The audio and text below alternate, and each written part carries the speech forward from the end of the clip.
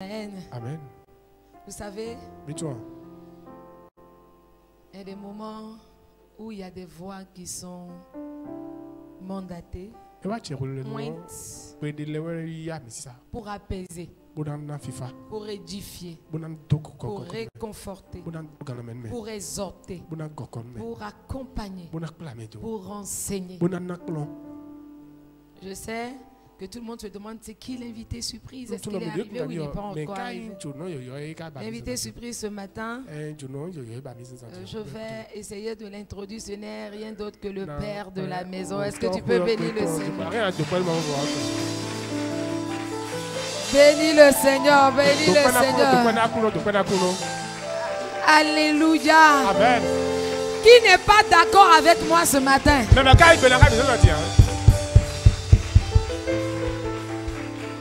Alléluia. Amen. Dis à ton frère, c'est normal. Dis à ton frère d'à côté, c'est normal. Tu lui as dit, dis à quelqu'un d'autre, c'est normal. Tu veux t'asseoir d'abord. Vous savez, c'est important. J'ai été inspiré par le Seigneur. Tu vas te demander, mais si c'est le Père de la maison, pourquoi on l'appelle un invité? Pourquoi on devrait l'appeler invité? Pas tout le temps encore. Aujourd'hui, il est venu tel un père. On l'a appelé tel un père pour nous enseigner dans la série de Accroche-toi. La voix d'un père est un repère. La voix d'un père est un témoin.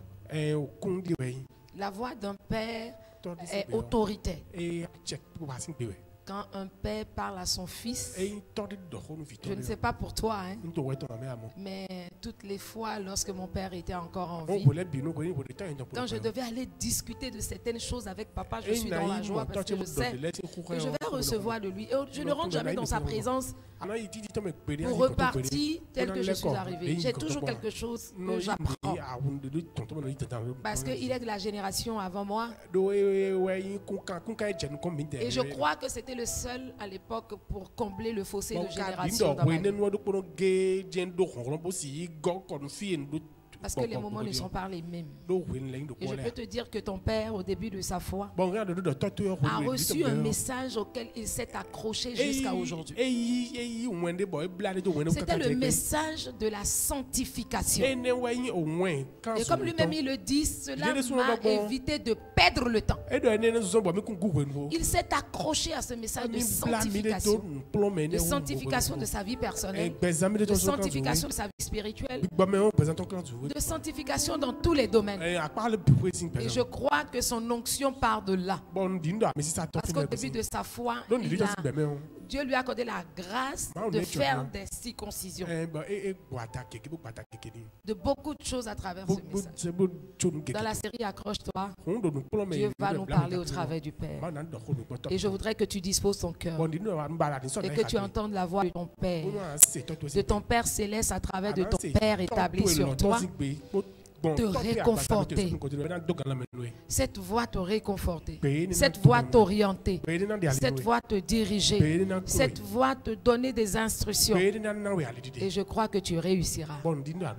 Et sans vraiment faire encore plus de protocoles, nous allons recevoir ce matin pour ce message édifiant cet homme que j'appelle mon ami, mon coéquipier, mon leader, mon pasteur, mon époux, et que dis-je encore, mon partenaire de toutes choses, de toutes les actions. Ah non, c'est comme ça que tu reçois ton père. Tu es l'enfant de qui? Il n'y a qu'une mère pour présenter le père d'un enfant. Il n'y a qu'une mère. Est-ce que la communication peut m'aider? Est-ce que la communication peut m'aider avec mon micro? Il n'y a qu'une mère pour montrer le père légitime ou biologique d'un enfant. Il n'y a pas quelqu'un d'autre. Quand la maman te dit c'est ton père ça, ne va pas chercher ailleurs, c'est ton père. Donc ce matin en tant que mère, je dis dis reçois ton Père. Alléluia.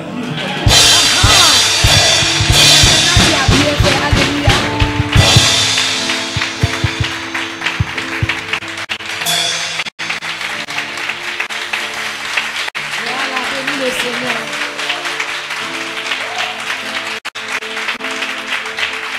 Et je crois que chaque mois, dans toutes les séries, on entendra la voix du Père. Qui est d'accord avec moi? Bénis le Seigneur ce matin. Shalom bien-aimé. Je rends grâce à Dieu qu'il prenne le contrôle de toutes choses et nous parle lui-même. Je suis honoré d'être avec toute la famille et je rends vraiment grâce à Dieu pour nos vies. C'est un grand privilège que nous avons d'être en Christ. Nous ne devons jamais le perdre de vue. C'est un privilège. À celui qui est fidèle dans les petites choses, celui qui rend grâce à Dieu dans les petites choses, Dieu lui donnera de grandes. Il dit dans sa parole, à celui qui a un peu, on donnera encore plus. Mais à celui qui n'a rien, on prendra le peu qu'il a. En vérité, il n'y a personne qui n'est rien. Mais il y a des gens qui croient qu'ils n'ont rien. Ceux qui croient qu'ils n'ont rien, Dieu leur prend ce qu'ils ont pour leur permettre de réaliser qu'ils en avaient. Mais ceux qui réalisent qu'ils ont, Dieu déjà va accepter leur action de grâce. Et comme c'est une action de grâce, elle va déclencher d'autres grâces. On dit que Jésus n'a rien fait pour multiplier le pain et les poissons. C'est faux. C'est faux. Il a rendu grâce pour les 2 pains et les 5 poissons. Les gens disaient on n'a rien. Parce qu'il méprisait les petits commencements. Mais le royaume des cieux, la puissance de Dieu, la gloire de Dieu, les bénédictions de Dieu appartenant à ceux qui ont le cœur comme un enfant, il s'est trouvé un enfant. Aucun adulte. Il s'est trouvé un enfant. Quand Jésus a dit qu'est-ce que nous avons, tous les matures, tous les joints, tous les spirituels, tous les apôtres, ils ont dit à rien. Tu es âgé, on n'a rien, tu veux qu'on nourrit ces gens? Quand vous devenez trop intelligent spirituellement, trop expérimenté spirituellement, vous devenez idiot et incapable spirituellement.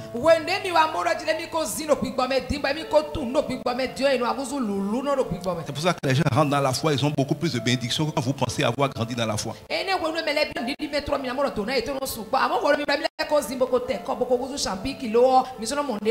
Parce que l'humilité précédera toujours la gloire. Le jour où tu penses que tu es un ancien chrétien, tu as déjà beaucoup d'années dans la foi. Tu es enfant de pasteur. Tu es déjà serviteur. Tu es fini, tu n'es plus bon à rien pour Dieu. Dieu ne travaille qu'avec les gens qui ont le cœur d'un enfant. Et un enfant a dit, pourquoi vous dites qu'on n'a rien? En tout cas, Jésus, moi j'ai 2 pains et 5 poissons. Jésus a appris cela. Il a rendu grâce. Il a déclenché la grâce. La grâce étant surabondante, tout le monde a mangé, il en restait. Je ne parle pas de quelqu'un. Je parle de nous tous. L'une des marques de celui qui a tellement grandi qu'il ne verra plus Dieu, c'est celui qui pense quand on parle, quand Dieu l'interpelle, que Dieu est en train d'interpeller quelqu'un et pas lui.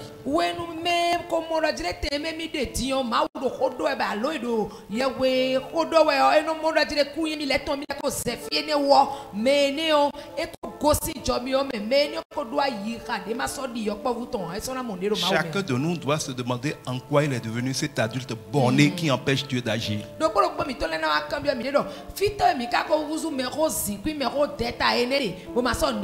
Nous le cachons sous le mot expérience. On a déjà essayé ça, ça ne marche pas. Les gens ne croient pas. Par les temps qui coulent, les gens ne veulent plus de Dieu. Ce genre de raisonnement idiot que nous disons sous prétexte d'expérience. Voilà comment nous sommes des adultes qui empêchent Dieu d'agir. Dieu fait des miracles avec les gens qui ont le cœur d'un enfant, qui disent voici ce que j'ai. Rien ne t'est impossible. Merci pour ça. Fais ce que tu veux avec ça. Je viens à toi comme je suis, mais je crois que rien ne t'est impossible. Je crois que tu te suffis à toi-même et que tu veux prendre des choses viles pour confondre des folles ou des sages plutôt, des faibles pour confondre des fortes. Les miracles ne dépendent pas de nous et de ce que nous avons. Ils dépendent de ce qu'il plaît à Dieu d'en faire. Nous devons donc nous réveiller, nous repentir de ce cœur qui dit rien ne va, je n'ai rien et qui est désespéré.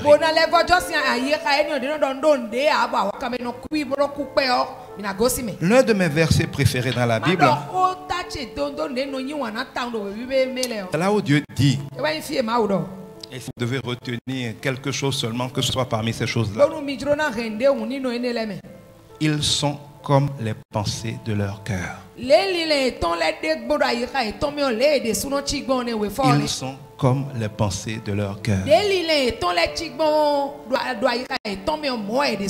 Si tu es pauvre, c'est comme les pensées de ton cœur. C'est les pensées de pauvreté. Si tu es faible, c'est des pensées de faiblesse. Si tu es célibataire malgré toi, c'est lié à tes pensées. Si tu échoues tout le temps, c'est lié à tes pensées. Si des malheurs t'arrivent tout le temps, c'est lié à tes pensées. Il t'en est fait selon ta foi. Ce que tu crois, tu l'obtiendras. Ce que tu crains, tu l'attireras. Ça t'atteindra. C'est pour ça que le Seigneur nous dit de garder plus que tout les pensées de notre cœur. Parce que c'est de là que coule la vie. La vie que nous avons n'est pas liée à l'argent que nous avons. C'est pas lié à ce que nous faisons. C'est lié aux pensées que nous avons. C'est lié au cœur que nous avons. Quelqu'un qui dit je suis derrière le Seigneur, je fais tout mais rien ne marche, c'est quelqu'un qui a un cœur qui ne peut jamais marcher, qui a des pensées qui ne peuvent jamais marcher.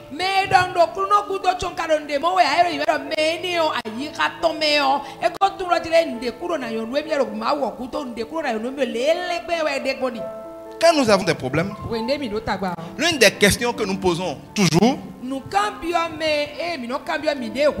mais c'est une question inutile, c'est pour ça qu'on n'a jamais de réponse satisfaisante. Qu'est-ce que j'ai fait? Seigneur, pourquoi? Sous-entendu, qu'est-ce que j'ai fait pour que ça donne ça? Et vous n'avez jamais de réponse satisfaisante. Parce que nulle part il n'a été écrit qu'il t'en ait fait selon ce que tu fais. Mais il est écrit qu'il t'en est fait selon ce que tu crois. Alors pourquoi quand tu as un mauvais résultat, tu ne questionnes pas ce que tu crois et tu questionnes ce que tu fais?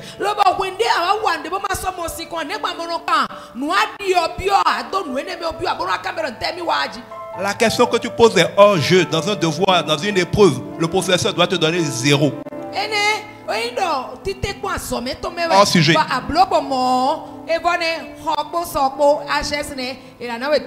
Parce que Dieu dit, c'est vrai, qu'au jour du malheur, il faut méditer tes voies. Mais nos voies ne sont pas d'abord dans ce que nous faisons. Nos voies sont d'abord dans ce que nous croyons. C'est pour ça qu'on nous appelle ensemble des croyants. La victoire d'un croyant ne dépend que de ce qu'il croit. Pas de ce qu'il fait. Ce qu'il fait est une conséquence de ce qu'il croit. C'est pour ça le mot à l'origine pour dire repentance, ce n'est pas de changer d'action, c'est de changer de manière de penser.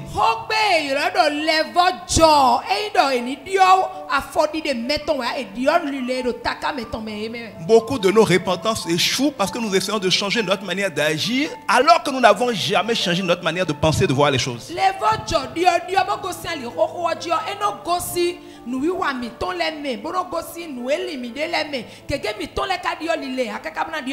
L'habitude est une seconde nature. Si tu as l'habitude de penser d'une manière et tu n'as pas remis en cause, tu n'as pas changé cette manière de penser, aucun de tes efforts et personne ne peut te faire changer durablement de manière de faire.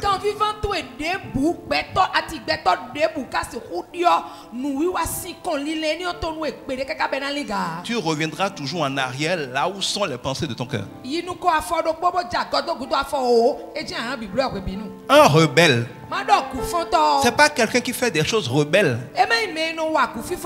C'est quelqu'un qui a des pensées rebelles.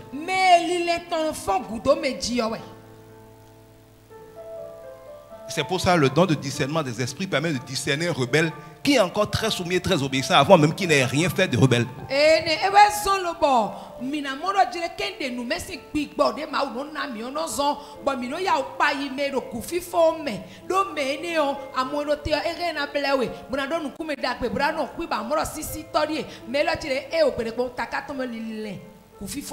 Le plus grand rebelle de tous les temps, c'est Lucifer. C'est le père de la rébellion. Tous les autres ne sont que des apprentis rebelles. Mais vous ne verrez nulle part dans la Bible qu'est-ce que Lucifer a fait pour avoir tant de problèmes éternels avec Dieu.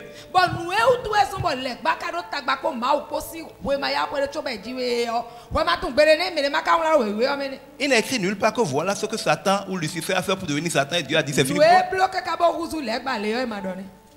Mais il est écrit que Dieu a trouvé, donc c'est Dieu qui a cherché et a trouvé, non pas dans ses actions, non pas dans ses paroles, ça a suivi, mais Dieu a trouvé dans son cœur la rébellion.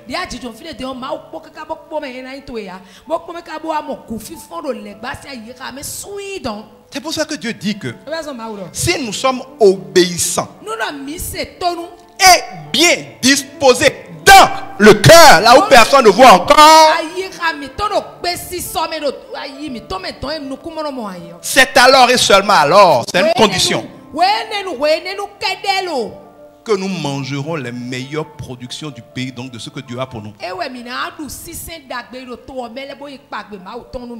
Le monde et parfois l'église est plein de gens hypocrites qui obéissent de manière visible, mais qui ont un cœur rebelle, un cœur contestataire. Ils n'hériteront rien de Dieu.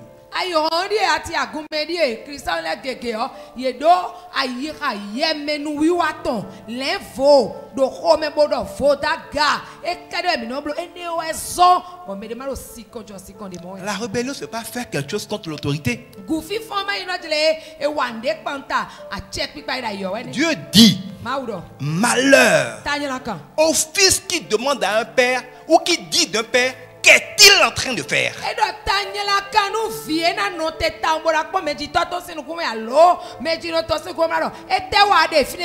Il n'a même pas besoin de regarder dans leur visage. Il lui suffit de penser. Il le confirme en disant, malheur, est-ce que l'argile peut demander au potier qu'est-ce qu'il est en train de faire?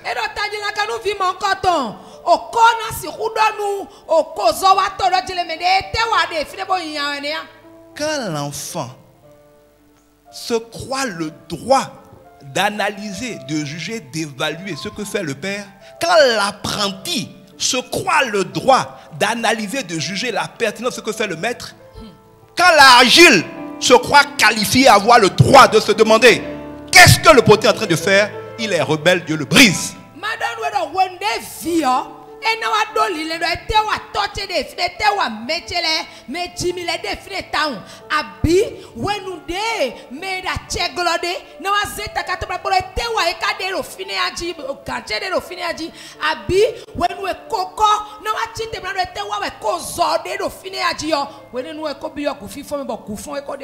Et Dieu ne fait cadeau à personne sur ça.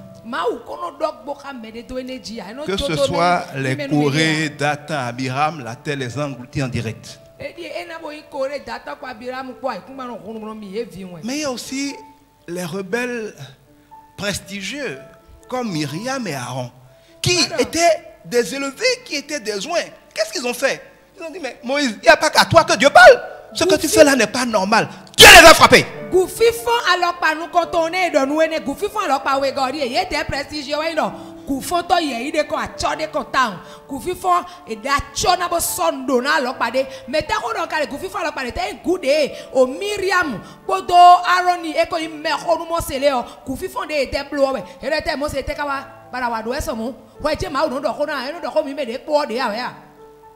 L'église aujourd'hui est rebelle.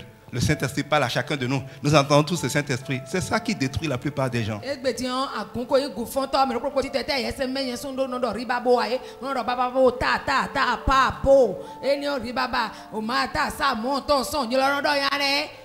Parce qu'il est vrai que Myriam entendait Dieu, Aaron entendait Dieu.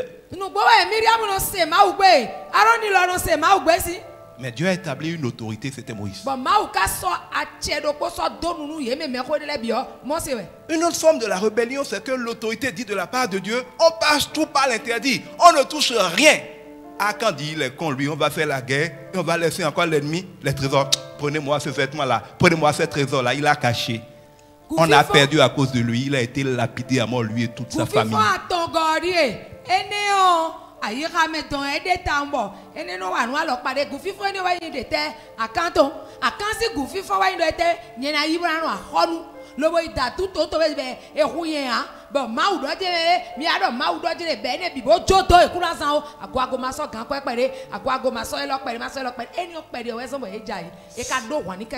Ce n'est que différentes manières de se rebeller. Parfois c'est une question. Satan dit à Adam et Ève, Dieu a-t-il dit vous ne mangerez aucun des fruits du jardin? La rébellion est très subtile, mais elle est toujours fatale et dangereuse.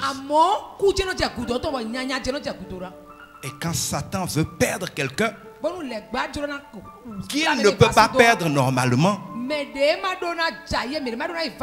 va toujours le pousser à la rébellion. Que Dieu nous donne la grâce de fuir comme la peste toute forme de rébellion.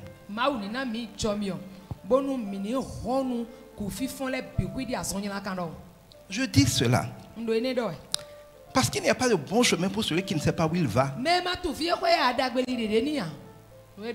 On doit s'accrocher. Mais on doit s'accrocher à quoi et pourquoi? Nous les êtres humains, nous aimons bien chercher à bien faire les choses. Et donc là, vous cherchez à bien pouvoir vous accrocher pour ne pas tomber. Et c'est légitime. Mais j'aime beaucoup dire que plus que de bien faire les choses, Il est important de s'assurer qu'on fait la bonne chose.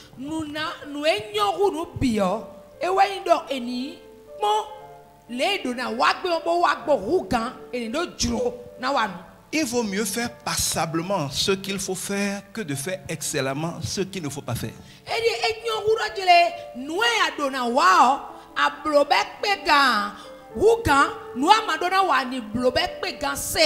Donc, bien faire n'est pas le plus important. C'est être en train de faire ce qu'il faut faire qui est le plus important.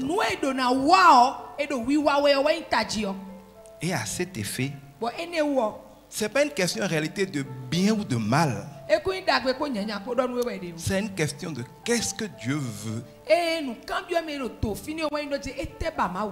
Le premier est la racine de tous les péchés,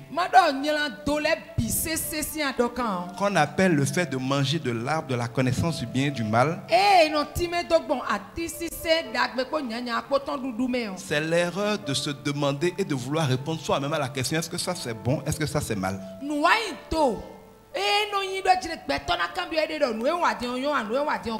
C'est cette question qui crée tous les problèmes, y compris la rébellion. Si quand ton papa a parlé, quand ton maître a parlé, quand Dieu a parlé, tu tombes dans le piège. On dit Dieu a parlé. Celui qui sait tout a parlé. Celui qui peut tout a parlé. Celui qui a le dernier mot a parlé. Celui qui fait comme il veut a parlé. Celui qui ne conçoit pas quelque chose et quelqu'un peut empêcher ça a parlé. Le maître des temps et des circonstances a parlé. La vérité a parlé. La solution a parlé. Et toi tu dis: est-ce que c'est la bonne chose à faire? Tu te demandes si c'est bon. Tu es déjà foutu. Tu n'es pas foutu à cause de la réponse, tu es foutu à cause du culot que tu as de te poser une question sur ce que lui il a dit. C'est déjà de la rébellion.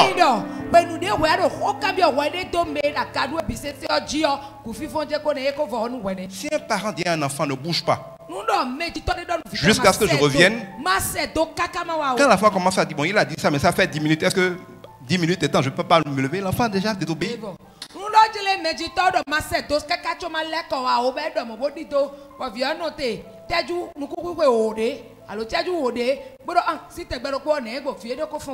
Comme vous le disiez, maman, je crois que Dieu ne permet rien par hasard.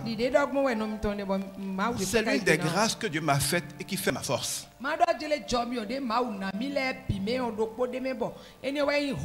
J'ai compris très tôt dans ma vie chrétienne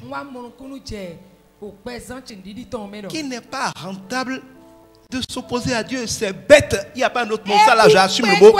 C'est bête et c'est idiot.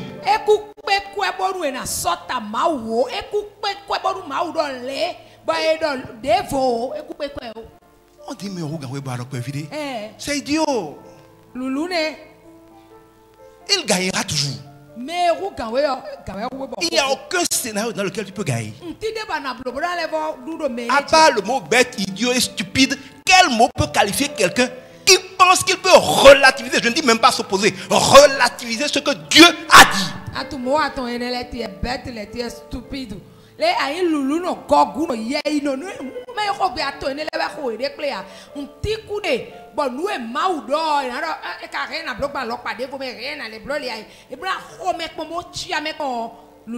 T'as arrêté de même commencer à te demander s'il n'y a pas un autre chemin, c'est d'être idiot.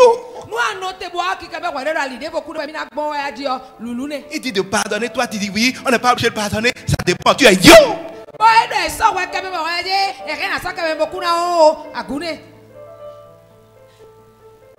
Est-ce que vous comprenez ce que j'essaie de dire? Ne vous fâchez pas, hein, mais il faut qu'on aille à la racine de vos souffrances pour régler.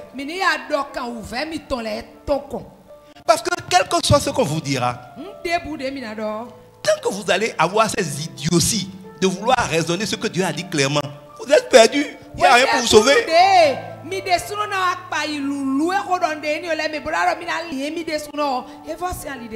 Le gars a toujours existé.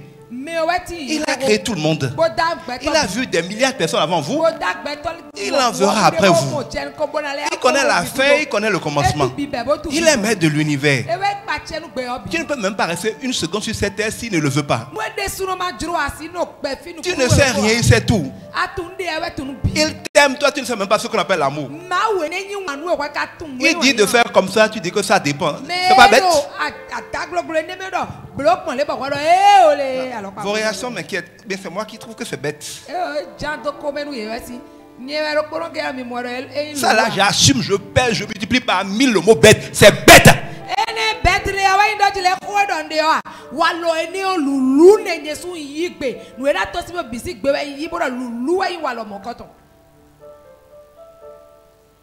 Mais si tu te mets dos à Dieu, tu te mets Dieu à dos, c'est pour aller voir qui?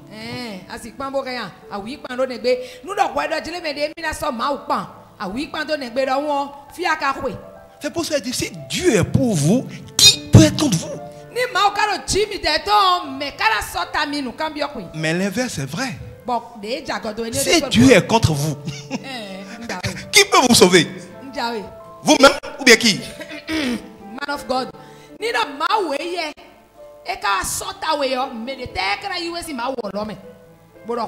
Maintenant Dieu parle.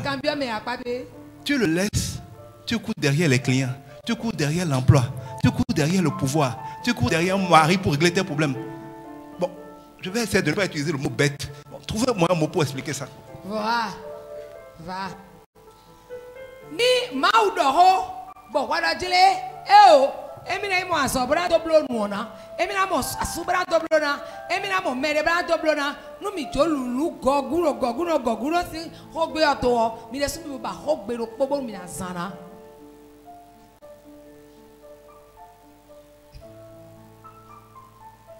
Bon me bichito.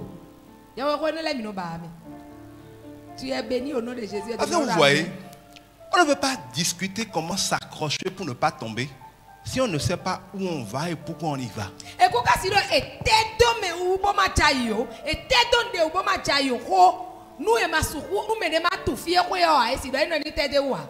Je voudrais vous rappeler ceci. Aucun de nous ne s'est créé.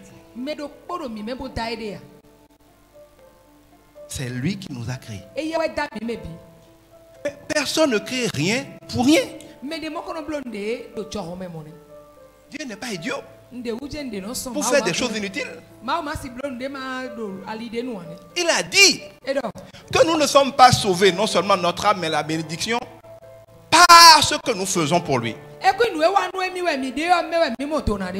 Mais il a dit que nous sommes sauvés pour les bonnes œuvres qu'il a d'avance préparées pour que nous les pratiquions. Il nous a créés, appelés pour nous utiliser à faire ce qu'il a prévu que nous fassions. Point final, que ça nous plaise ou non.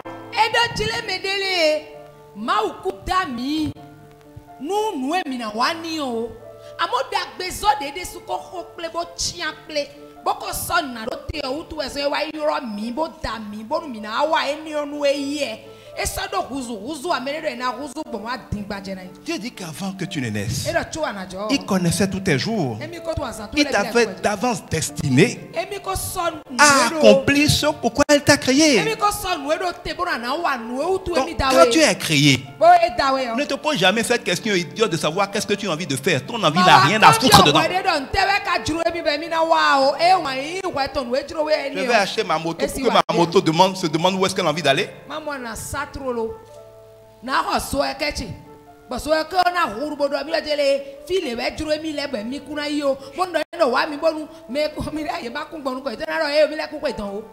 J'achète mon mouton et il va décider s'il a envie d'être élevé dans un troupeau ou de faire tchanga ou de faire michoui. Yes. Ça concerne mon mouton? Attends, vous vous prenez pour qui? Il a dit nous sommes des brebis, ça veut dire mouton, au cas où vous ne comprenez pas français. Ce que je vous dis là, Dieu a dit que nous sommes des moutons. Est-ce qu'un mouton peut choisir que lui préfère se balader dans la campagne avec le peul? Si moi j'ai dit que je l'ai acheté pour faire michoui demain.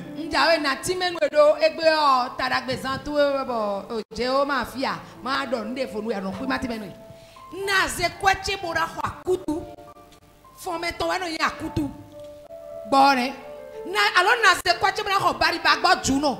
Eye no di garo chaka ba satono ro chambro asono de ko. Lo na ho po chebo so akwegbe. Bo po na do mi me la o. Nja imi o di be na ri ya me. Se mi do sunu me. Mai mo agbo kan na me meche nkwe ami me ame. Na spon ri de bo da de bo so de ja. Nu egbe bi na soblona.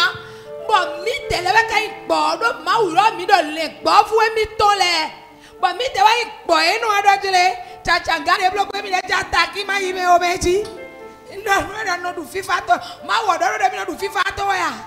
Vous voyez comment nous sommes ridicules? Il a dit clairement, vous êtes des moutons, je suis votre berger.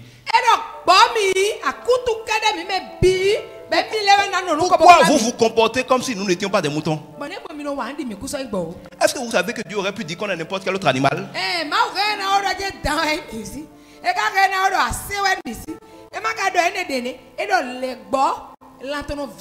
Pourquoi il a dit mouton? Est-ce que vous savez que le mouton est l'animal le plus bête?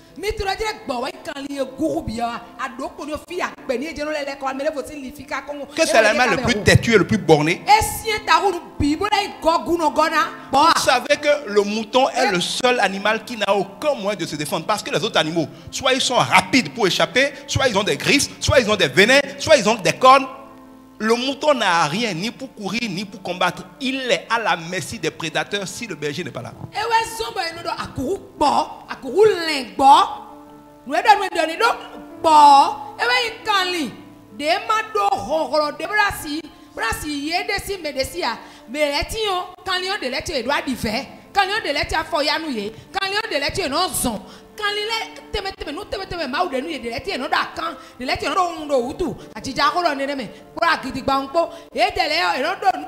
Ou une carapace pour se protéger, ou capable de grimper. Le mouton n'a rien. Il ne peut pas voler pour s'échapper. Il ne peut pas courir. Il ne peut pas changer de couleur comme le caméléon. Vous ne voyez pas que Dieu a décidé de nous rappeler que nous sommes l'animal le plus bête et le plus vulnérable, dont la seule protection, la seule provision, c'est le berger.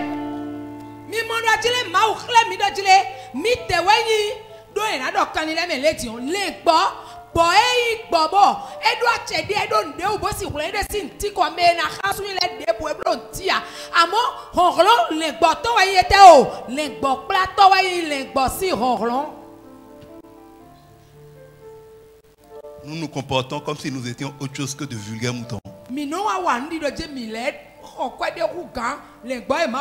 Quand les problèmes viennent, on arrive à courir pour aller où? Quand les problèmes arrivent, on arrive à leur échapper.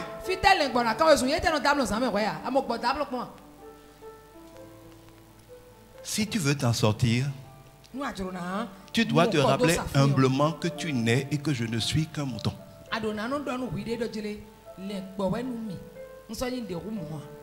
La seule manière de ne manquer de rien, la seule manière que la faveur et la grâce t'accompagnent, c'est d'être avec le bon berger. C'est lui dont le bâton te protégera. C'est lui dont la houlette te dirigera. Lui seul peut te conduire près des bons pâturages. Lui seul peut désaltérer ton âme. Lui seul peut oindre ta tête. Avec lui seul et dans sa maison seule, la faveur et la grâce t'accompagneront. Chaque fois que par esprit de rébellion, tu dis pourquoi il m'amène là? En tant que mouton, je préfère manger ça. Tu vas manger des herbes vénéneuses, tu vas mourir.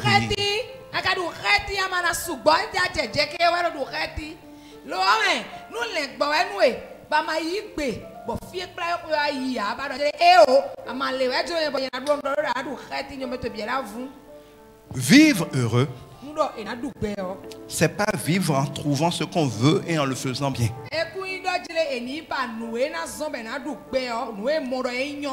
Je le répète parce que c'est ce que nous faisons pour échouer, pour continuer d'échouer. Tu n'as pas été créé pour faire ce que tu veux.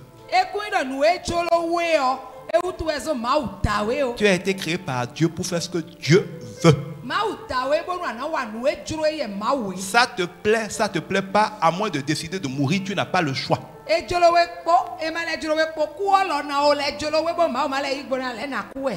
C'est comme si tu étais un de football.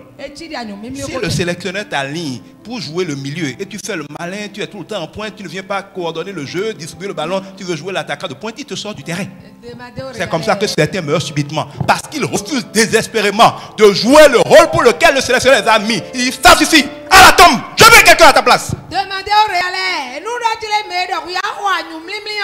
etia mena o gaje ba no file ba je boto bloji e so eto teti be wa gudo e bi no e so eto gudo ba no ko e bi no mi la nu agobo khenwe do ma wo kede we ime no tia mi bo tu nu e mi na wa il a un jeu à jouer. Le sélectionneur n'agit pas seulement en fonction de nous, il agit en fonction de son système de jeu. Notre rôle, notre vocation ne nous concerne pas. Ça concerne le plan général de Dieu dans notre génération, dans le monde, dans son royaume. Dieu t'a libre pour faire quelque chose. Tu ne le fais pas. Il t'élimine.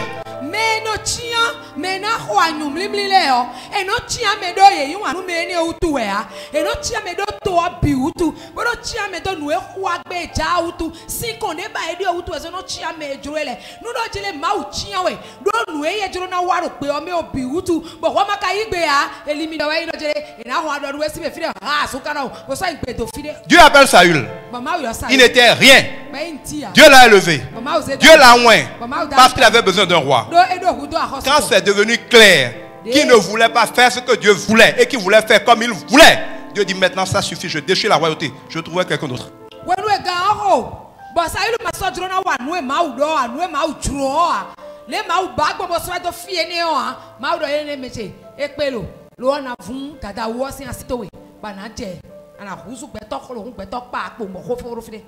Et je choisis quelqu'un d'autre.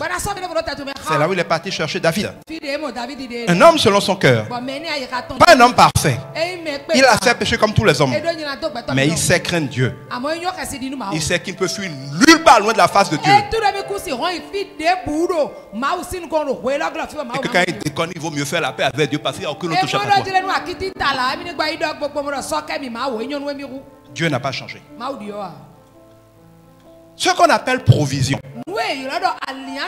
Parce que tous les jours nous demandons des provisions. L'onction est une provision pour faire quelque chose. L'argent c'est une provision. La force c'est des provisions. Nous demandons tous les jours à Dieu des provisions. Mais le mot provision ne donne pas son nom cadeau. Provision veut dire ce qui est donné pour accomplir la vision.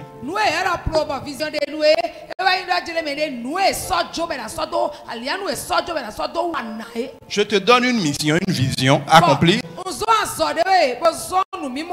Je te donnerai les moyens qu'il faut pour l'accomplir. Dieu dit quel soldat combat à ses frais. Celui qu'on envoie à la guerre, on lui donne des armes, on le nourrit, on l'habille, on le déplace, on lui donne du renseignement, on lui donne des grades qu'il doit commander, on met des soldats à sa disposition s'il doit agir. Tout ce qu'on donne à quelqu'un, y compris les honneurs, c'est à cause de la mission qu'on lui a confiée. Si je te nomme ministre de la Santé, si tu veux me demander l'argent pour construire les hôpitaux, je te donne. Mais si tu veux me demander l'argent pour faire des spectacles, pour que les gens dansent dans le village, je te donnerai. Je t'ai fait ministre de la Culture.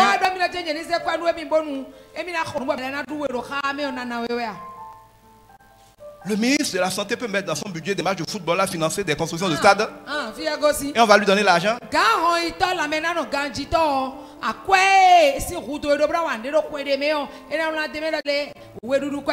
Écoutez-moi bien. Écoutez-moi bien. Que ça fasse partie des choses que vous n'oubliez pas aujourd'hui. Dieu ne vous donne pas ce que vous demandez. Il ne vous donnera jamais ce que vous voulez. Il vous donnera ce qu'il veut. Et ce qu'il veut, c'est ce qu'il faut pour ce qu'il veut que vous fassiez. Je répète. Dieu ne vous donnera jamais ce que vous voulez. Il n'est écrit nulle part dans la Bible que si tu demandes, Dieu te donnera.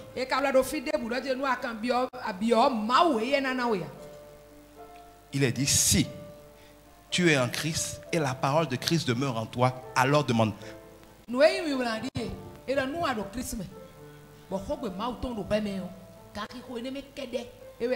Être en Christ, être dans la vérité, c'est connaître la vérité. La vérité, c'est le plan de Dieu. Donc si tu es dans le plan de Dieu, voulant faire ce que Dieu veut, Dieu te donnera ce qu'il faut pour. Hors de ça, tu n'as droit à rien.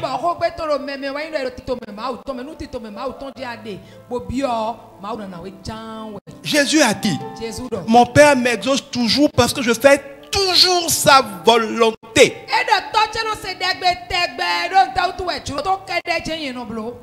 Si la volonté de Dieu n'est pas de réveiller Lazare, Jésus va dire, lève-toi, Lazare ne lui répondra pas.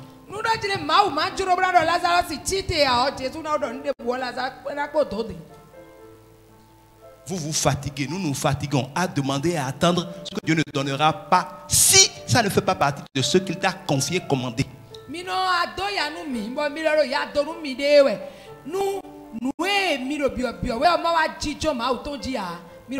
Et ça frustre, ça décourage de passer son temps à espérer ce qui ne viendra jamais.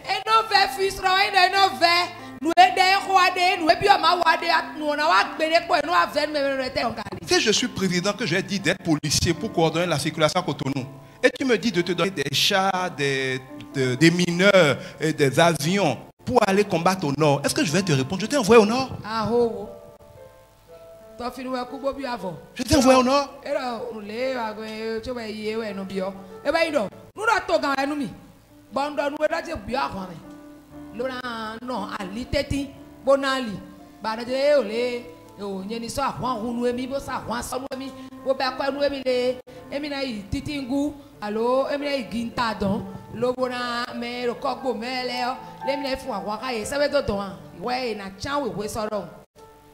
Le commencement de toute sagesse, c'est la crainte de Dieu. De prendre Dieu au sérieux. Et de savoir qu'il a créé toute chose pour une raison. Y compris le méchant pour le jour de son malheur.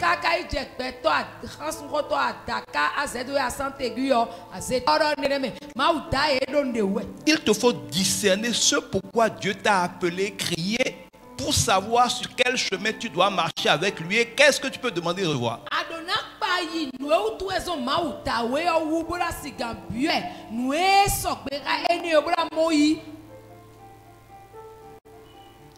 Il n'est écrit nulle part que tout ce que tu veux, Dieu le donnera.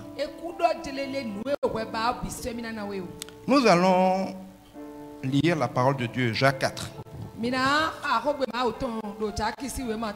Du verset 4 au verset 6. Je vais vous lire une version anglaise qui s'appelle la Bible, le message, mais que j'ai traduite en français.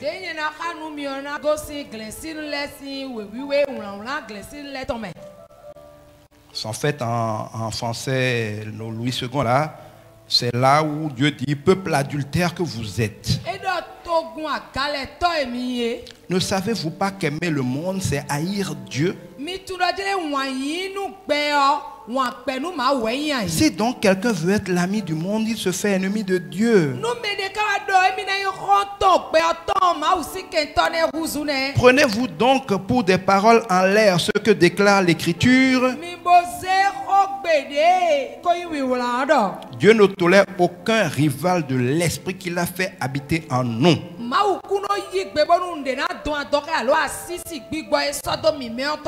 Mais bien plus grande est la grâce qu'il nous accorde.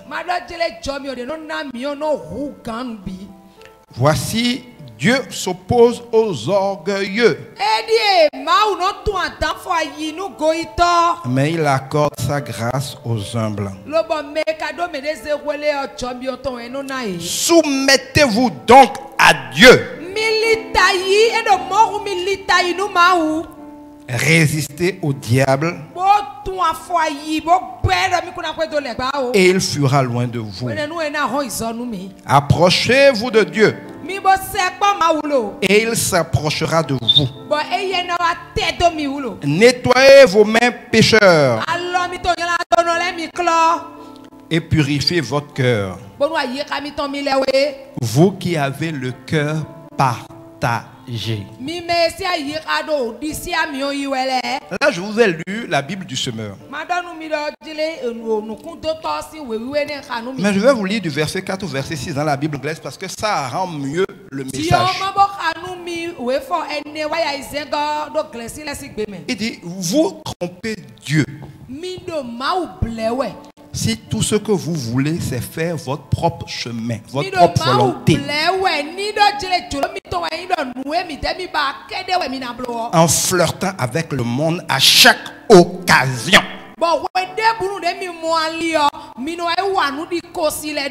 vous finissez ainsi par devenir ennemi de Dieu et de ses voies.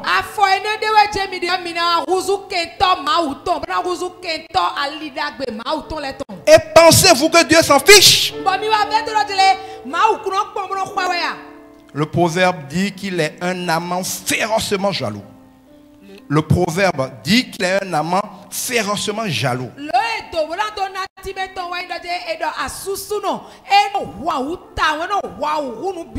Et ce qu'il donne en amour est bien meilleur que tout ce que vous trouverez ailleurs. Il est de notoriété publique que Dieu s'oppose aux orgueilleux, mais il fait grâce aux humbles. Rendons grâce au Seigneur pour sa parole. Alors, qu'est-ce que ce passage-là nous dit? Le fait pour nous d'être tout le temps en train de lorgner, de convoiter ce qui se passe dans le monde.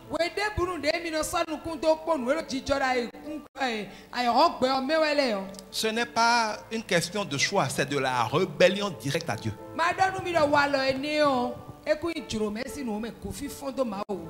Quand toi qui es chrétien, c'est comment ton frère qui n'est pas chrétien s'est marié, c'est comment il a déjà maison, c'est comment il a acheté voiture, que tu regardes pour voir si tu es sur le bon chemin, si tu marches bien pour prier, tu es en train de désirer ce qu'il y a dans le monde, donc de mépriser le chemin de Dieu pour toi. Et tu oses en plus dire à Dieu, fais comme ça. Dieu dit, tu te fous de moi.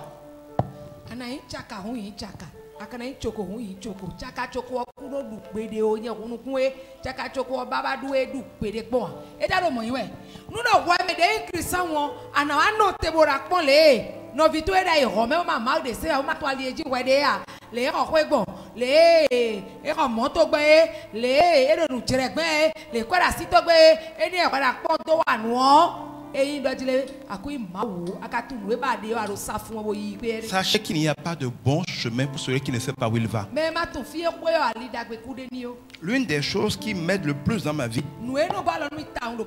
et je crois que je prie que Dieu fasse cette grâce à chacun de vous, c'est d'avoir un moment la révélation du but de ta vie, de la finalité de ta vie, de ce que Dieu veut accomplir au travers de toi.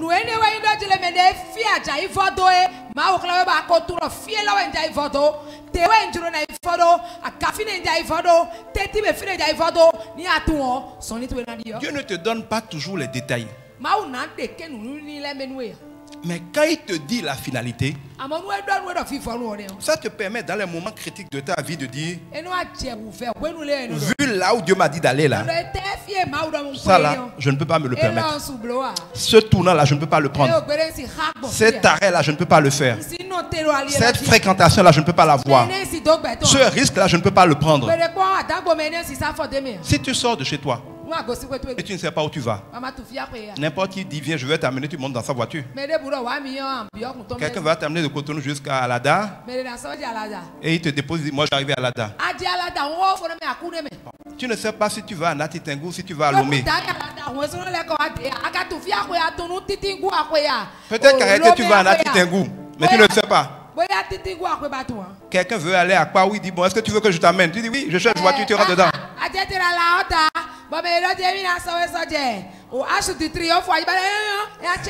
Comme tu as entendu triomphe là, ok, on a qu'à aller au triomphe.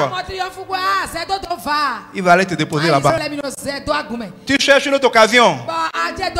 Quelqu'un dit, moi je vais à la cité de la grâce. Tu dis, bon oui, grâce, ok, je te suis. Il t'amène à Lomé.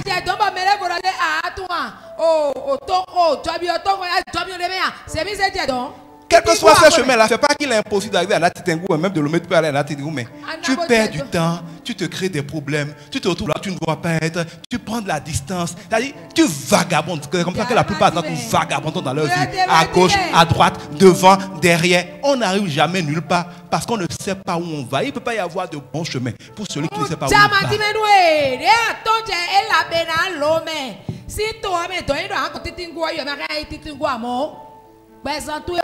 Et watili bébé c'était ma frère pour la date décembre tout mais flou dire a flou ouais nous goa kaka bo akpo bo wata a wa do fire lo fi akwe ije pede a flou ouais. Avoir de l'argent n'est pas un but, hein. Faire réussir son entreprise n'est pas un but, hein. Se marier n'est pas un but, hein. Voyager c'est pas un but, hein. Voyager quoi? Mais voilà le but des chrétiens. Tu auras ce visa au nom de avoir une maison c'est un but. C'est un but. Votre but c'est ce que Dieu vous a créé pour réaliser, pour accomplir d'éternel en ce monde.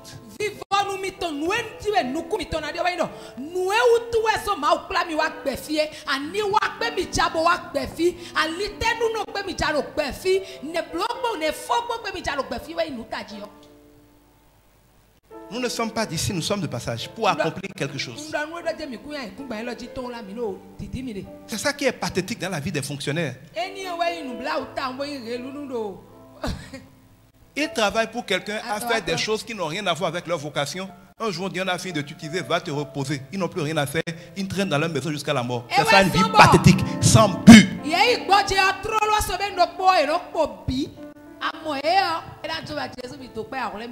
Mais quand quelqu'un sait pourquoi il a été créé, il le fait jusqu'au jour où il quitte cette terre. Ne confondez pas votre activité, les moyens, pour votre finalité. Ce n'est pas votre finalité.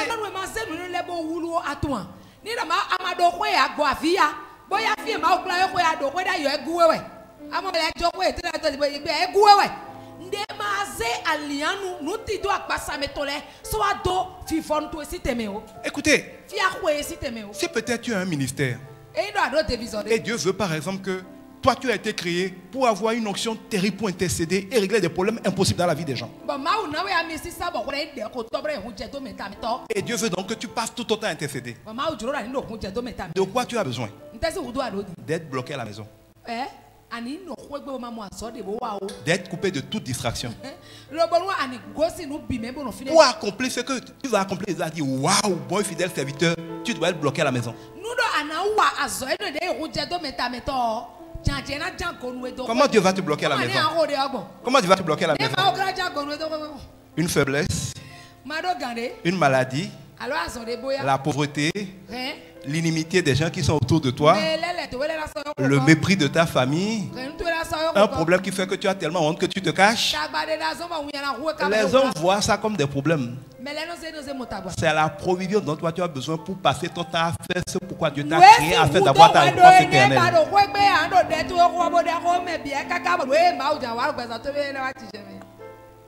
Ça ne vous plaît pas? Ça n'a pas besoin de vous plaire, c'est comme ça que Dieu fait. Si ta vocation, c'est de sauver ton quartier, et tu commences à faire publicité à la télé, sur Internet pour attirer du monde, personne ne viendra. Bon, tapoter, partager. Tapoter, tapoter. Les cœurs. Bon, nous n'avons pas dit qu'on s'est donné. Parce que Dieu ne t'a pas appelé pour ça, donc il ne te donnera pas de provision pour ça.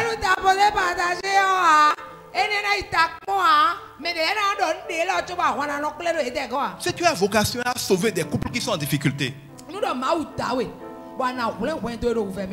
comment peux-tu savoir comment on règle des difficultés de couple sans en avoir vécu?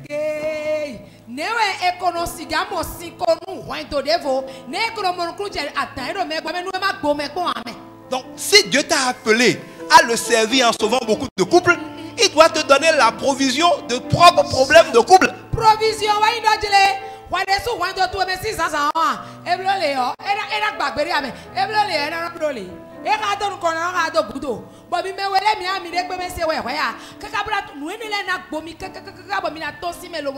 nous les hommes ignorants, nous appelons ça des problèmes. Dieu appelle ça l'épreuve qui te prépare à ce qu'il t'a créé pour faire.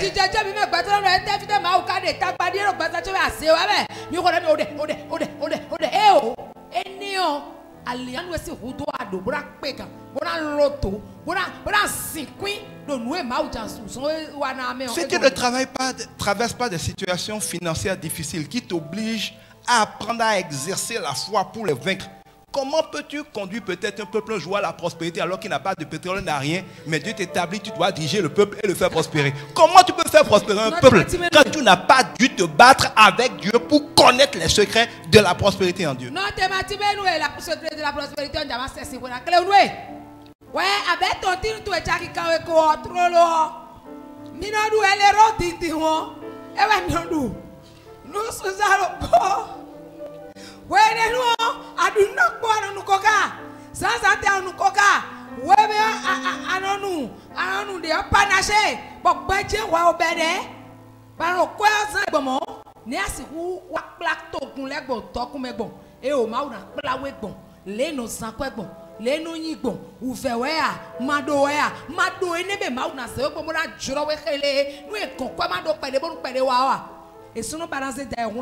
La Bible dit que Jésus a appris l'obéissance au Père au travers de ce qu'il a souffert.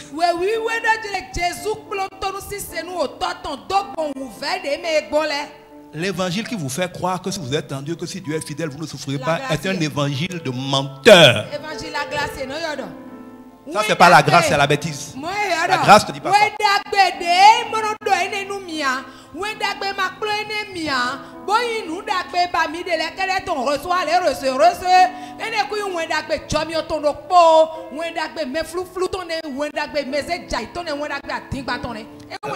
La grâce, c'est pas Dieu qui donne tout cadeau, non. La grâce, c'est Dieu qui donne gratuitement la puissance pour accomplir ce qu'il t'a créé pour accomplir.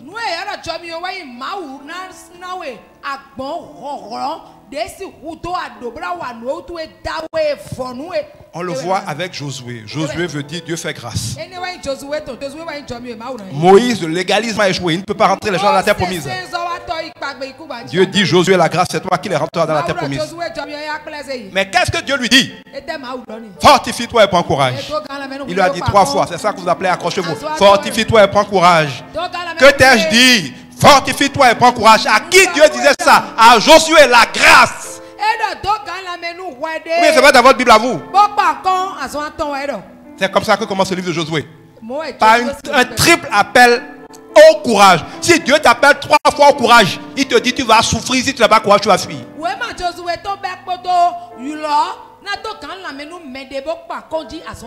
On ne vous dit pas ça de la grâce, hein? Grâce babisoto pour ignorant, vous croyez n'importe quoi. La grâce commence avec Josué. Et Dieu lui dit fortifie-toi et prends courage. Ensuite Dieu lui dit médite la parole jour et nuit. Ne t'en écarte ni à gauche ni à droite. La grâce ne permet pas de s'en foutre de la parole de Dieu. La grâce ne nargue pas la parole de Dieu. La grâce est la puissance pour vivre selon la parole de Dieu. Jésus est la grâce incarnée. Le nom Jésus, Yehoshua et le nom Josué sont identiques.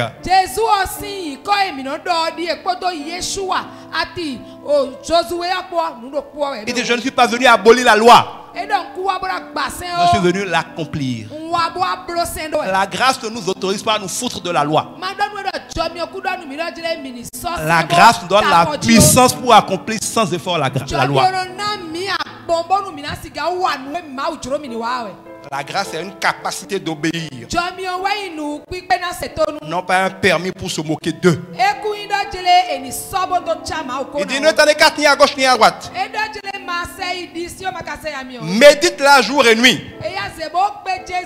Mets en pratique tout ce qui est écrit. Et c'est alors, c'était une des conditions, que tu réussiras dans tout ce que tu entreprendras. La grâce ne te permettra pas de t'en foutre de Dieu, de ses principes et de réussir. Non.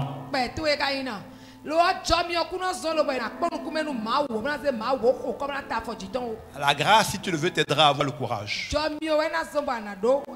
La grâce te montrera le chemin.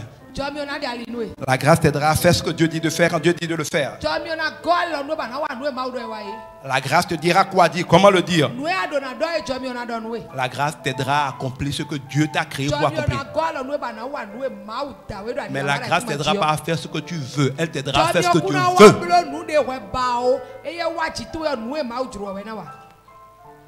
Dans l'épreuve, pour s'accrocher, il faut se rappeler où on va. Il faut se rappeler où on va.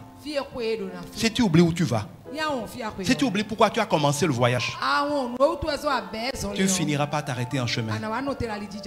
Tu étais confronté à la sorcellerie, dans des familles où rien ne marchait. Ta vie ne semblait rien, comme la plupart des nôtres. Rappelez-vous, on oublie souvent d'où Dieu nous a pris. Il a dit, je vous prends dans la boue et je vais vous conduire à la table des rois. N'oublie jamais la boue dans laquelle il t'a prise. Il y a des choses que nous faisons seulement parce que nous sommes tellement ingrats que nous voulons la boue dans laquelle nous a prise.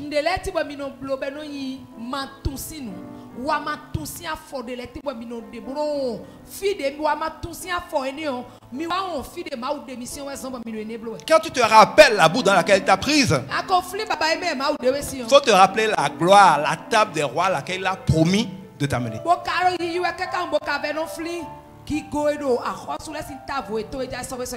Et il faut lui demander la grâce de savoir exactement où il te conduit.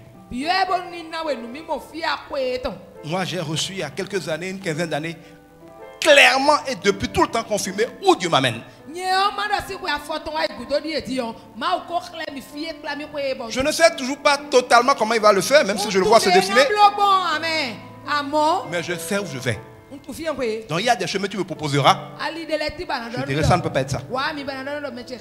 Et constamment je suis en train de guetter. Est-ce que c'est cohérent avec là où il a dit qu'on va? Mais le principe de à celui qui est fidèle dans les petites choses, Dieu confiera les grandes, est appliqué aussi dans la révélation de où tu vas.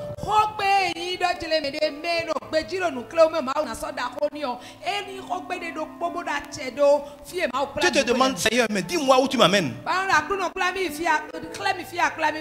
Dieu me dit de te dire ceci.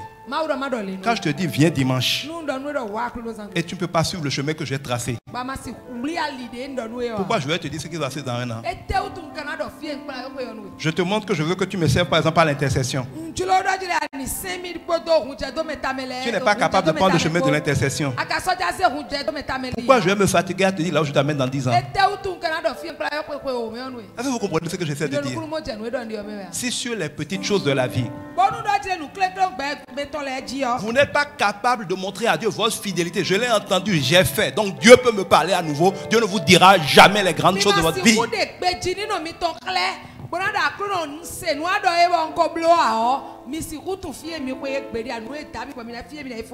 Si Dieu ne vous dit pas où vous allez, c'est parce que vous n'avez pas encore suffisamment pris au sérieux ce qu'il vous a déjà dit. Et quand Dieu vous dit où vous allez, ça devient le but de votre vie. Sachez qu'à cet effet, la destination n'est pas le plus important. Le voyage, le chemin est la vraie vie. On appelle Jésus le chemin. Le chemin, ce n'est pas tes plans. Le chemin, c'est même pas tes prières. Le chemin, c'est pas tes stratégies. Le chemin, c'est pas tes efforts. Le chemin, c'est Jésus-Christ. C'est l'Esprit de Christ. Si, quand on est en chemin là, on n'a pas toujours besoin d'avoir des plans. C'est-à-dire que c'est ce chemin-là qui mène par exemple au nord. Roule sur le chemin, regarde le chemin, tu arriveras au nord. Parfois il va avoir des courbes, parfois ça va tourner. On n'a pas besoin de te le dire, le chemin lui-même parle. Tu ne peux pas être en train de conduire au lieu de regarder le chemin, tu regardes un plan. Vous ne regardez pas le chemin. Dans les épreuves, vous regardez tout sauf le Saint-Esprit. Vous vous déconnectez du chemin. Et vous êtes surpris de ne plus aller nulle part. Il est le chemin. Il est la vérité. Il est la vie. Si vous ne gardez pas les regards sur lui, ce n'est pas la théorie, c'est pratique. Seigneur, tu veux qu'on fasse quoi aujourd'hui? Vous devez apprendre à sentir qu'est-ce que l'Esprit vous pousse à faire. Qu'est-ce qu'il met dans votre cœur? À quoi il vous attire? Quelle porte il semble fermer? Vous devez faire attention à l'Esprit en vous. La vie chrétienne ne consiste pas à parler de Christ, ça consiste à vivre en sentant Christ et en laissant Christ vivre au travers de nous.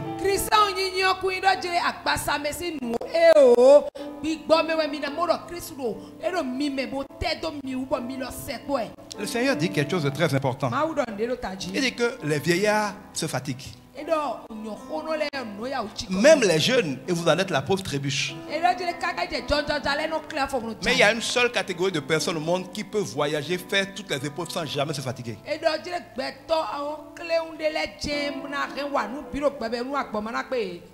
Caleb avait 80 ans, il faisait encore des batailles physiques sur des montagnes pour les conquérir. Il y a un seul secret pour ne jamais se décourager, quelles que soient les épreuves. Bien au contraire, les épreuves vous rendent encore plus fort, plus déterminé.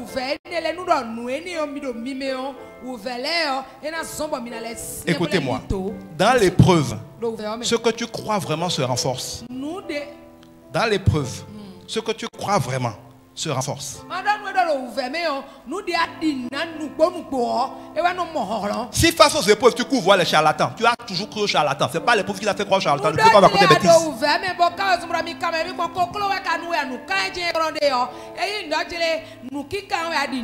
Dans l'épreuve, on court toujours vers ce qu'on croit vraiment, quel que soit ce qu'on prétendait. Si tu crois en relation, dans l'épreuve, après avoir prié un peu, tu vas toujours chercher une relation.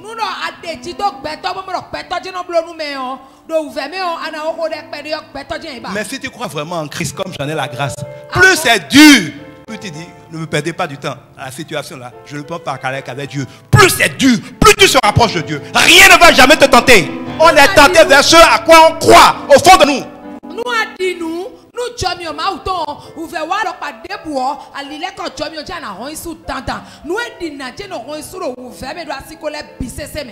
Dans l'épreuve, ce que tu croyais ne peut être en toi, mais qui est en toi, t'est révélé.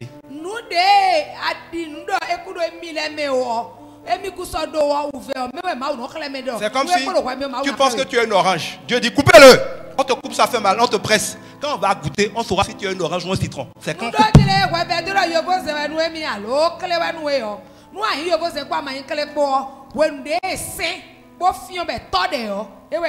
dans l'épreuve, Dieu ne regarde pas que comment tu t'en sors. Dieu regarde qu'est-ce que ça révèle sur qui tu es. Parce que ce que nous sommes est plus important pour Dieu que ce que nous faisons.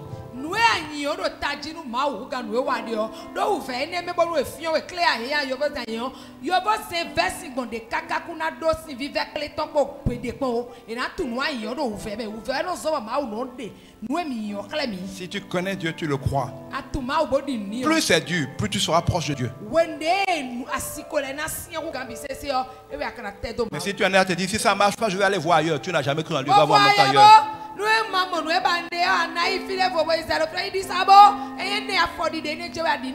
Le problème est le suivant. Dieu n'agira pas tant qu'il n'est pas devenu ta seule option.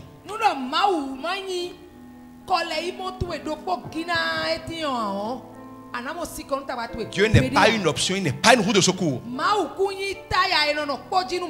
Si tu dis Seigneur, fais ça. Si tu le fais, je reste, sinon je m'en vais. Vous partez en même temps. Dieu n'est pas ton égal. C'est pour ça que je trouve tellement idiot les gens qui viennent à l'église en disant si Dieu ne m'exauce pas, je vais partir. Va en même temps, va au diable.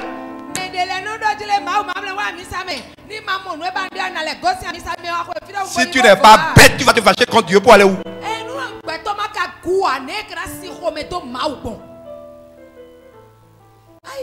J'ai tellement pitié des idiots qui se disent que si Dieu les exauce pas, ils vont se fâcher. Là, je dis c'est idiot et bête, il n'y a pas un autre mot.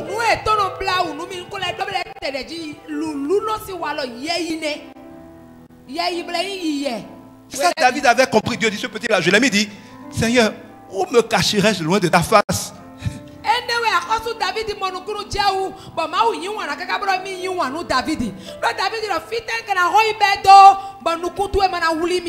Quand les gens partaient par découragement, Jésus dit à ses disciples, vous ne partez pas. Ils ont compris la même chose. Dit Seigneur, oui, rien-nous. Tant que tu n'as pas encore compris ça, tu es idiot.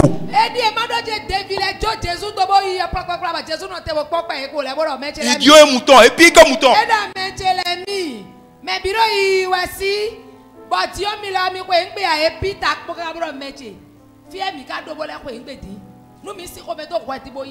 Écoutez-moi, ce que Dieu ne peut pas faire, ne veut pas faire pour vous. Personne ne peut vous le faire. Si vous le faites, vous allez vous mordre les doigts.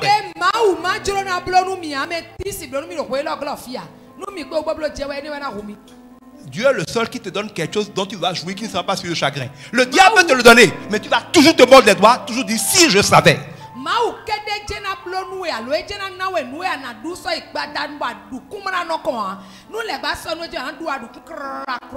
Ce que Dieu ne veut pas te donner, ou ne veut pas te donner maintenant, si tu le trouves, tu vas pleurer.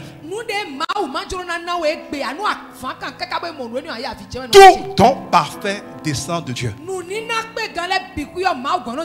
Alors, quelle est la seule chose qui fait que quelqu'un peut ne jamais se fatiguer, quelles que soient les épreuves? Ceux qui se recommandent constamment à l'Éternel renouvellent leur force. Ils prennent leur vol comme les aigles. Ils courent et ils marchent sans se fatiguer.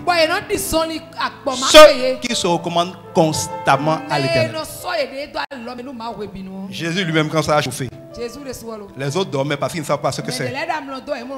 Il est là, il dit Seigneur, qu'est-ce que tu fais? Délivre-moi. Peux-tu détourner cette coupe? Même s'il sait que Dieu veut qu'il aille mourir.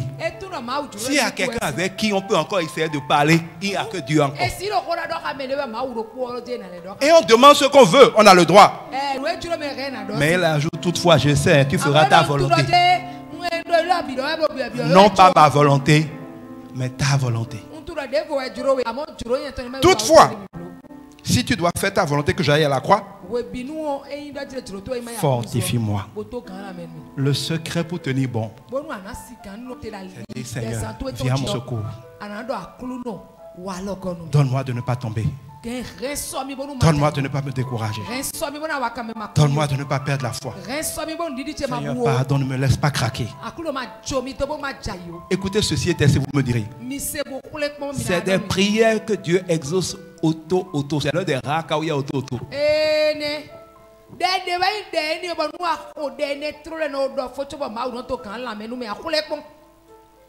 Il ne faut pas toujours prier seulement pour dire je vais la voiture, je vais réussir. Dieu fera toujours ce qu'il veut. Mais il peut, quand tu lui demandes, si tu lui demandes, te donner la force, la grâce, l'onction pour tenir, aller jusqu'au bout.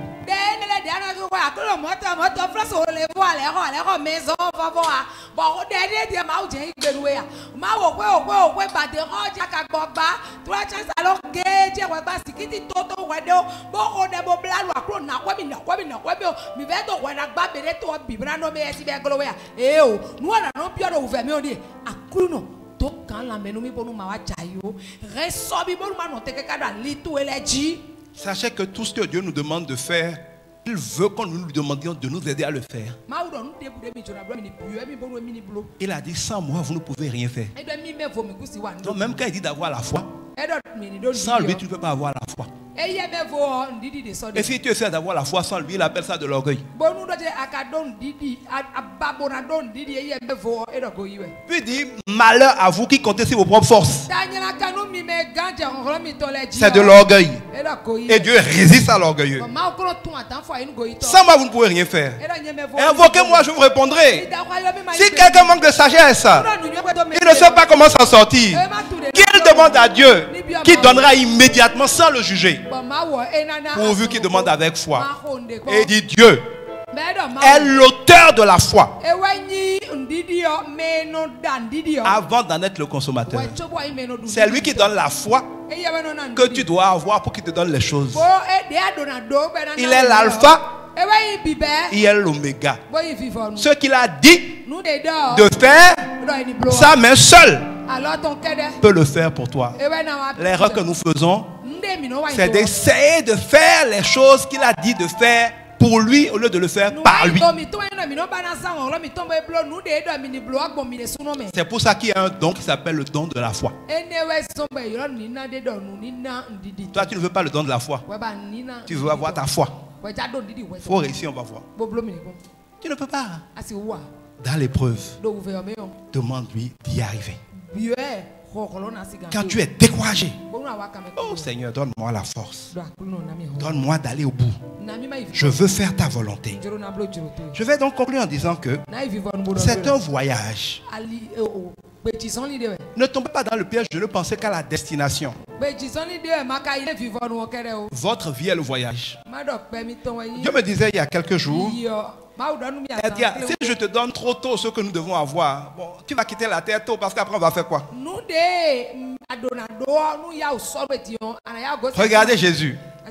Il a vécu 30 ans pour accomplir en 3 ans ce pourquoi il est arrivé. Mais dès qu'il a fini d'accomplir, il a dit, ben, tout est accompli. La prochaine étape c'est quoi? Je te rends mon esprit. Si ta raison d'être est accomplie, qu'est-ce que tu foutrais sur la terre? Si tout ce que Dieu veut faire, que tu veux faire, il le fait maintenant, demain on t'entend. Puisque quand Dieu a achevé ses œuvres, il a pris le repos éternel de ses œuvres. Est-ce que tu vas aller dans le repos éternel? Donc notre vie, Dieu la passe à faire de nous celui qui va réussir avec lui à accomplir ce pourquoi il a créé. Je crois que 90% de notre vie nous prépare à accomplir ce qu'on doit accomplir.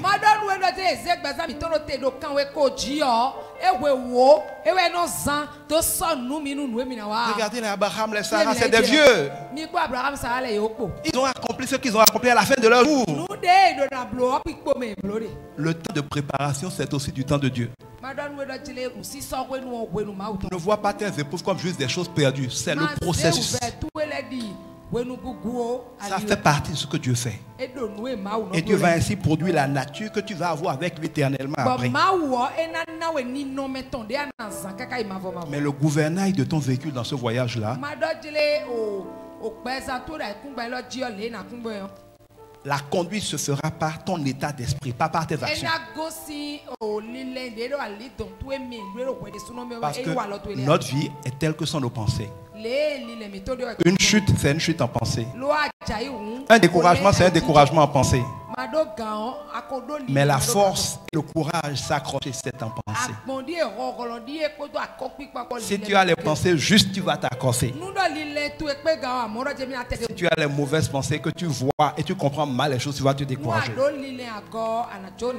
Mais il faut savoir que le véhicule de ta destinée, s'il a pour gouvernail ton état d'esprit et la parole de Dieu, le moteur, ce n'est pas tes efforts, c'est la grâce de Dieu. Le carburant, c'est la parole de Dieu. Le feu de la vie de Dieu se nourrit par la parole de Dieu. Si tu ne manges pas une journée, tu te sens faible. Si tu ne manges pas 3-4 jours, tu vas mourir. Quand tu ne nourris pas ton âme de la parole de Dieu une journée, tu commences à perdre des forces. Une semaine, tu es spirituellement mort. Celui qui n'a pas mangé, comment il peut avoir la force d'avancer? Nous avons souvent le kwashiorkor spirituel. Nous sommes malnutris spirituellement. Nous ne mangeons pas la parole de Dieu. D'où viendra la puissance pour avancer? Si tu ne mets pas de carburant, le meilleur véhicule n'ira pas loin. L'homme ne vivra pas que de pain pour son corps, mais de toute parole qui sort de la bouche de l'Éternel pour son âme. Le levier de vitesse, c'est le Saint-Esprit. Dieu m'a donné hier une vision. Oui, il me montrait que le Saint-Esprit est le levier de vitesse de la voiture.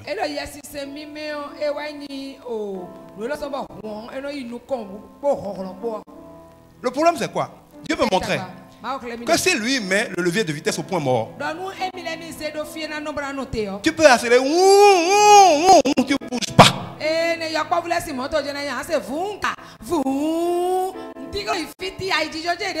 Si Dieu passe vitesse, marche arrière.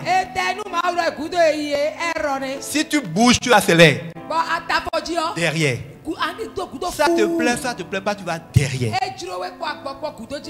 S'il passe la première vitesse, tu peux appuyer, tu iras lentement. S'il veut que tu ailles vite, il passe à la quatrième vitesse. C'est-à-dire que le résultat de nos efforts dépend de la vitesse que Dieu a passée. Et un moteur qui est au point mort ou en première, et tu accélères comme si tu voulais faire 5 km à l'heure, tu vas couler le moteur. C'est ça le découragement. Tu fonces, alors que Dieu n'a pas passé la vitesse, tu vas où?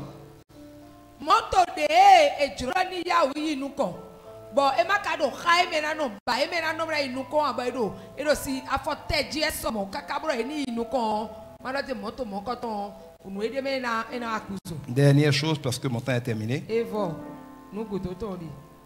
Les épreuves ne sont pas un problème. C'est le seul moyen d'accomplir ce que Dieu veut accomplir avec toi et ce que tu veux.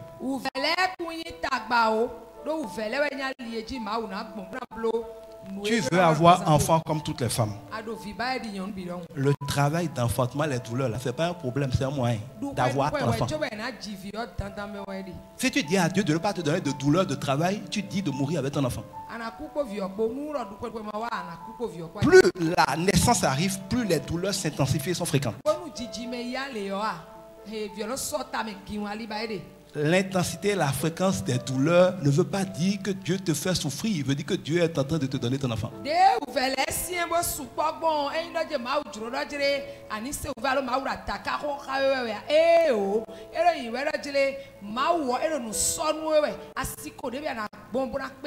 Quand tu prends par exemple certains petits oiseaux qui sont dans leurs œufs, quand l'oiseau est prêt à sortir, il doit se battre lui-même pour casser tout seul et faire des efforts pour sortir de sa coquille. Si toi tu viens là, tu as pitié de lui, tu trouves que la vie est injuste de le faire souffrir. Et tu casses la coquille pour lui, l'oiseau ne va jamais bouger. Pourquoi?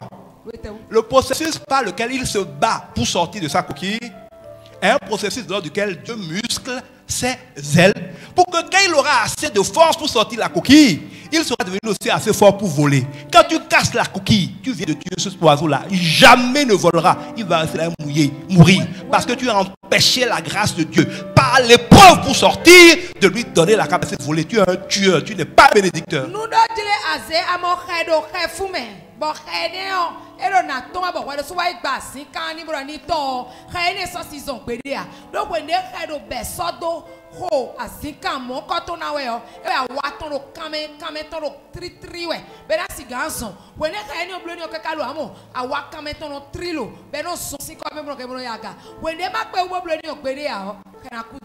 Tu es fait aiglon. Je termine mon message par cette question.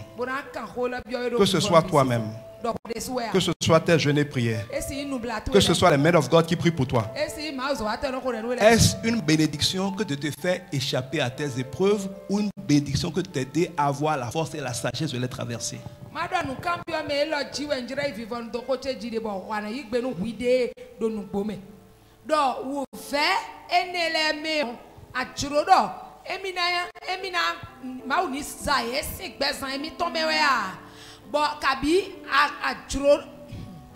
C'est compliqué, c'est complexe. Quand tu fais, je te pose une question.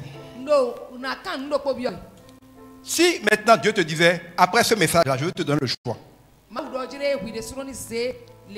Veux-tu que j'arrête immédiatement tous tes problèmes? Ou tu veux que je t'aide à vaincre tes problèmes pour accomplir ce que nous devons accomplir? Tu es enceinte. J'arrête le travail et je te laisse avec la grossesse. Ou on fait le travail et je t'aide, comme je lui ai appris avec la naissance de votre fils, à vivre le travail facilement et à sortir l'enfant. Qu'est-ce que tu veux que je fasse pour toi?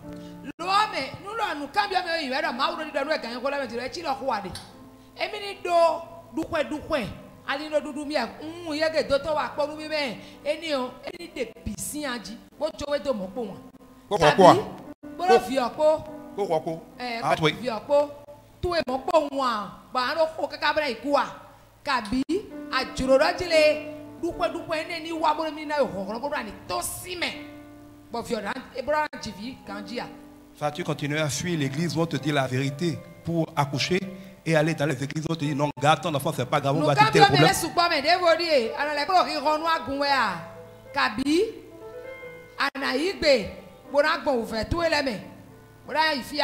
En tout cas, moi je ne serai pas le pasteur de personnes qui meurent enceintes de leur gloire.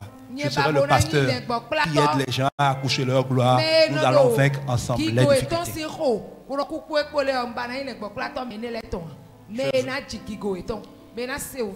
Nous traverserons les difficultés et nous accoucherons la gloire. C'est ce que moi j'ai choisi. Choisis ta part. Que Dieu soit béni.